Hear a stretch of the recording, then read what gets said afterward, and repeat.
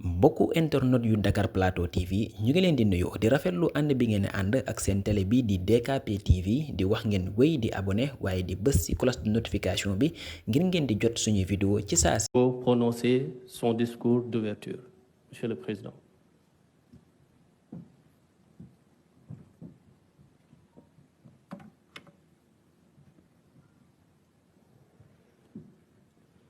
Monsieur le Président de l'Assemblée nationale, Madame la Présidente du Haut Conseil des collectivités territoriales, Monsieur le Président du Conseil économique, social et environnemental, Madame la Présidente du Haut Conseil du dialogue social, Monsieur le Président du Conseil constitutionnel, Monsieur le Premier Président de la Cour suprême, Monsieur le Président, Monsieur le Procureur général près la dite Cour, Mesdames, Messieurs les anciens chefs de juridiction suprême, Monsieur le Médiateur de la République, Messieurs les officiers généraux, Monsieur le Président de l'Union des magistrats du Sénégal, Monsieur le bâtonnier de l'Ordre des avocats, Mesdames, Messieurs les membres de la communauté universitaire, Mesdames, Messieurs les officiers ministériels et auxiliaires de justice, Mesdames, Messieurs les leaders de partis, coalitions de partis politiques et candidats à la dernière élection présidentielle, Mesdames, Messieurs les représentants des autorités coutumières, religieuses, du patronat, des centrales syndicales, Mesdames, Messieurs, chers invités, en votre rang, titre et qualité. Je tiens tout d'abord à exprimer ma profonde gratitude à chacun d'entre vous pour avoir répondu favorablement à notre invitation à l'occasion de cette journée nationale du dialogue. Cette cérémonie qui nous rassemble s'inscrit harmonieusement dans nos vieilles traditions socio-culturelles de dialogue que nous perpétuons au sein de nos familles et de nos communautés. Fidèle à cet héritage de longue date, j'ai tenu à maintenir dans le calendrier républicain la date symbolique du 28 mai consacrée au dialogue national. En accord avec l'esprit de mon discours d'ouverture, de mon discours d'investiture, de mon message à la nation à l'occasion de la fête de l'indépendance et de mes orientations au Conseil des ministres du 9 avril, je réitère aujourd'hui la priorité élevée que j'accorde à la concertation comme mode de gouvernance des affaires publiques. Je demeure en effet convaincu que la vertu préventive du dialogue en temps de paix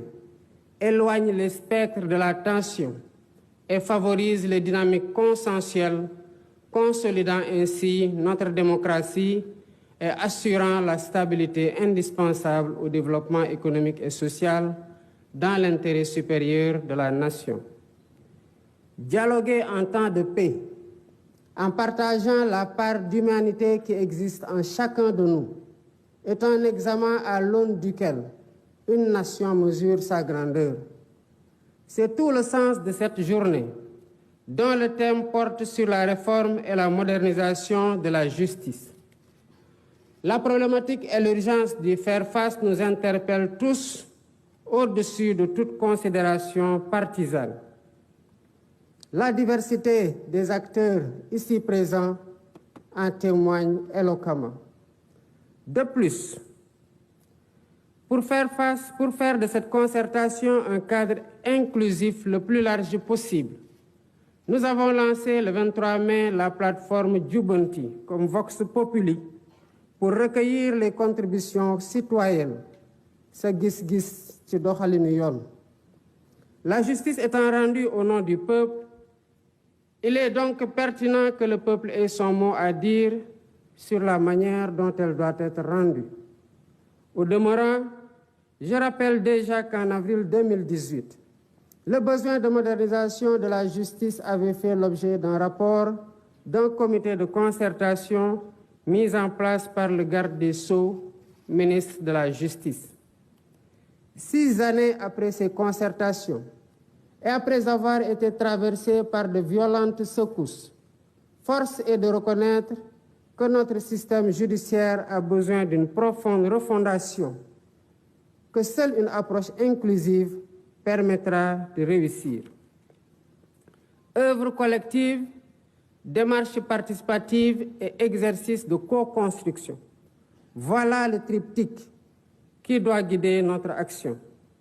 Sous ce rapport, je voudrais particulièrement insister sur le fait que nous n'ouvrons donc pas ici un procès en inquisition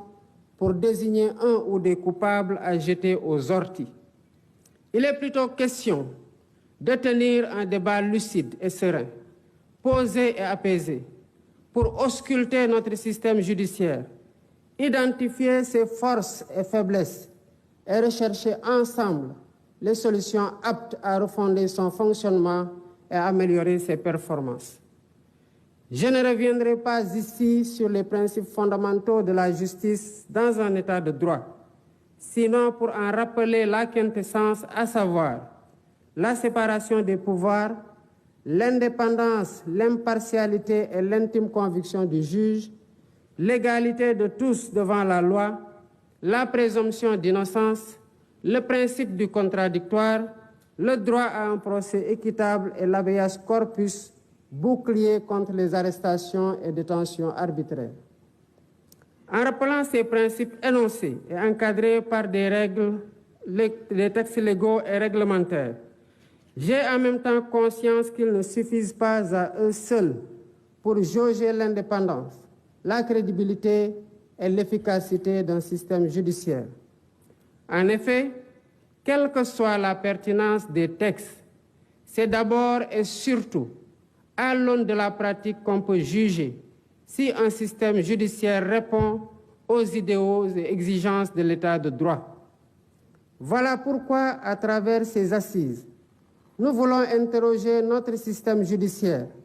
en revisitant ses règles et mécanismes afin de le perfectionner et le hisser à la hauteur des ambitions et aspirations de notre peuple. Les thématiques qui seront débattues incluent notamment le statut des magistrats,